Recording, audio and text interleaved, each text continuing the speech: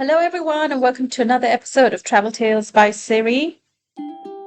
I'm in the very north of Thailand in a town called Mae Hon Song, which is north of Chiang Mai.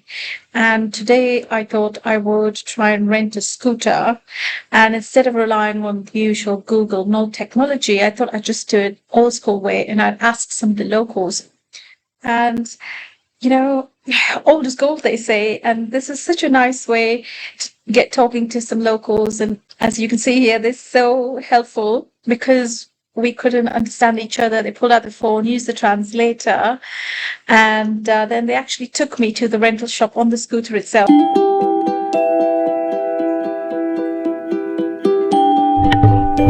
So it's 6 in the morning, and I was ready to start my day on my little scooter that I managed to rent out the previous day. So once I got the scooter, the next thing was navigation to wherever I wanted to go. So we had Google Maps, not a problem. But then the problem was, a holder for my phone. And because Mae Hon Song is a really small town, you can't find accessories all over the place. But again, with direction from the owners of the guest house, I managed to find a shop that was selling this. And so they helped fix it for me as well. And so that problem was fixed as well. And just to mention, PLP Guest House, the experience was as authentically Thai as possible because the guest house itself is 2 minutes from the lake, and it's all local people's houses. So it's not a hotel, it's not anything special. It's just literally houses.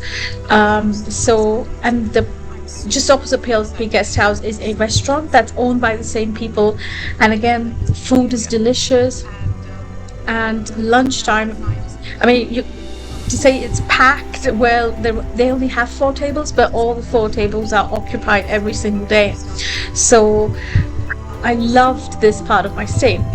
Anyway, so about the rest of the day, so I'm about to get going to the bamboo bridge, which is north of here.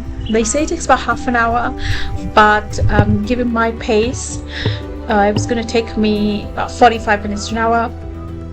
And as you can see, I'm making stops along the way because I was still really getting used to riding the scooter. So I didn't want to play too much with the camera. So I just took breaks as and when I saw something beautiful like this, stop, take in nature. One thing I will say is that starting early is really, really the key. So as I said, I was out there at 6. By the time I got started, it must have been just before 6:30, and it was beautiful because the sun's not out yet. As you can see, there's literally no one on the road, so it's really good, especially if you're new to riding the scooter, or if you're like me, you haven't used a scooter in a long time. This is absolutely perfect.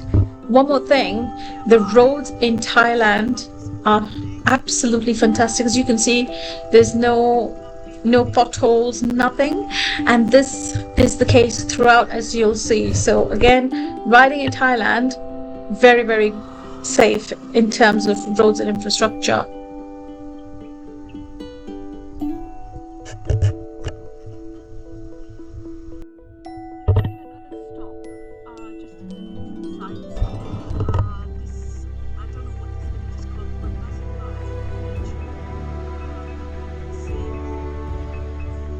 Also, in terms of cost, scooter rentals cost a mere $5 a day, at least in Mae Hon Song, and throughout the country it's between $5 and $10 at the top end.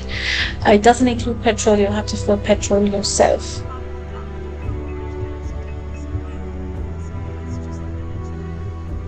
So on Google Maps, you need to type in Su Tong Pei Bamboo Bridge, and Google Maps knew exactly where to take you, so you could blindly just follow the directions. So that was really, really helpful, and that's the good thing about Thailand. You can do a lot of things with Google Maps. What was so special about it is the silence. So you could just sit here and listen to nothing, which is really almost like listening to everything in a way, and occasionally hear the birds singing, really extraordinary experience. And the fact that I started so early for me personally was such a good decision.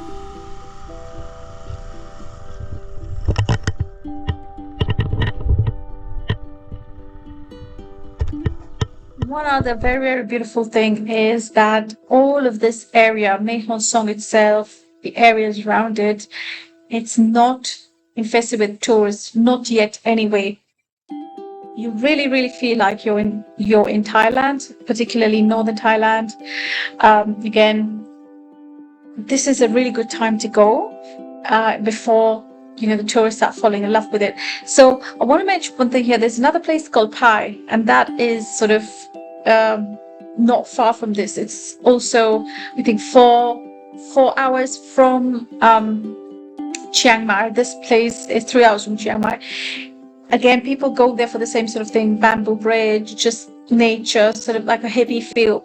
So that place has now become quite infested with tourists, whereas Mae Hong Son is sort of like, it's not there yet. So for me personally, this was my favorite part of Thailand.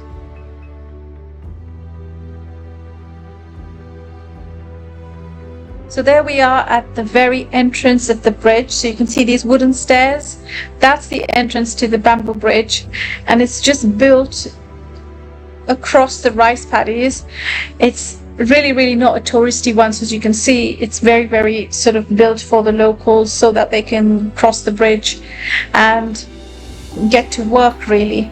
And another thing, so it must have been about 7:30 in the morning. Perfect time to get there because the sun was not out yet. It's not cold at all, and there's no shade anywhere. So I was thinking to myself, oh, I'm really glad I came when I did. And in the far corner there, you can see the temple. I'll get to the temple, but the walk itself is beautiful. Because it's still not very sunny, it doesn't make for the best pictures. If you go when it's super sunny, you'll get much better pictures. But for experience-wise, this was fantastic, and I would do it again if I could. So one thing I wanted to add in terms of season, mid-June isn't the best season. As you can see, the rice paddies are still in planting stage. So you won't see the beautiful green rice paddies at this time of the year. They're still working on it. So that's one thing. So choosing the right season is also very important. So again, sometimes we don't have a choice. We'll have to go when we have the time. But if you can afford to wait, then I think going a little bit late, sort of August, September, or even a little bit later in the year will be much better than going in June.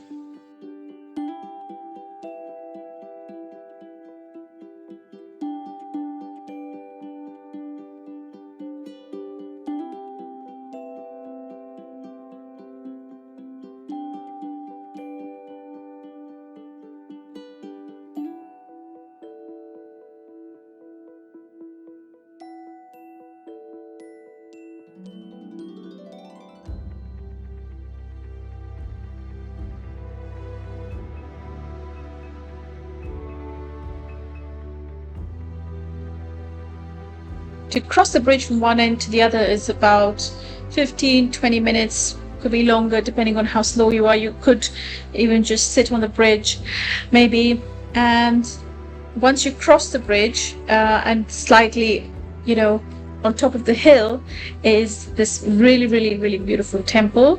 So you can see that at the top there, that red bit on the top, that's the temple. So that's going to be the next stop.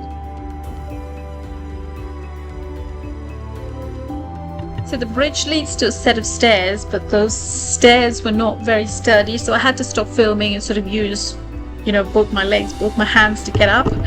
And there we are, the beautiful temple, pure bliss, pure silence, and people make wishes and stuff here.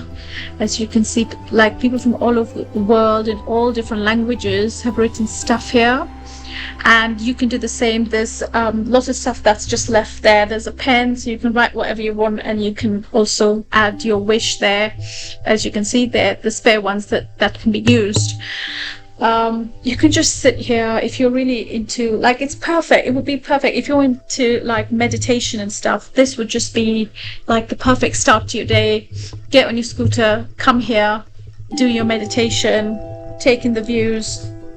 At this time I didn't even see any monks, but I'm sure there's monks living there, but I didn't see any.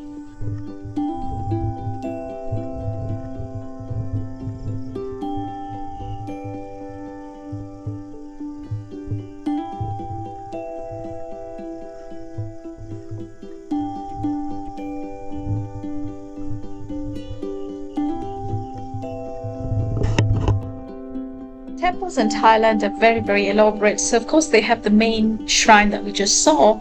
But in addition to that, they've got lots of little shrines everywhere. They've also got lots of creative elements. For instance, this particular temple, in addition to these little shrines, like these yellow things, they also had these life-sized monks. Or sculptures of them, which was so attractive. And this is one thing. So sometimes people say, "Oh, I've been to Thailand, Bangkok, or whatever." But wherever if you're close to a temple in Thailand, try and visit it, because there will be differences. There will be something subtle. Like this one is so unique, and I hadn't seen anything like this, like these little monk statues. Very, very beautiful. And the other thing is, sometimes if you go somewhere where it's less touristy, you have the whole temple and the whole vibe to yourself. So really, really encourage you to go and see temples in Thailand, because they're all very, very different. They're not the same.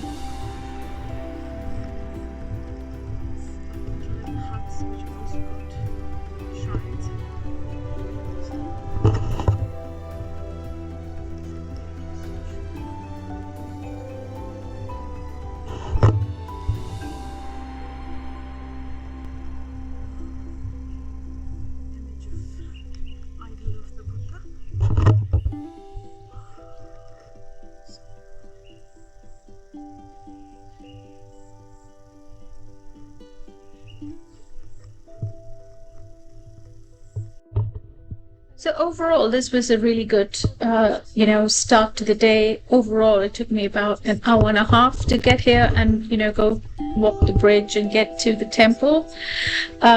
So now there's a little bit of life. There's a few stores here, so that you can see that's where the scooter's parked, and there's people that will start selling stuff. So, traditional clothing, and I think some food stalls will open up a little bit later in the day.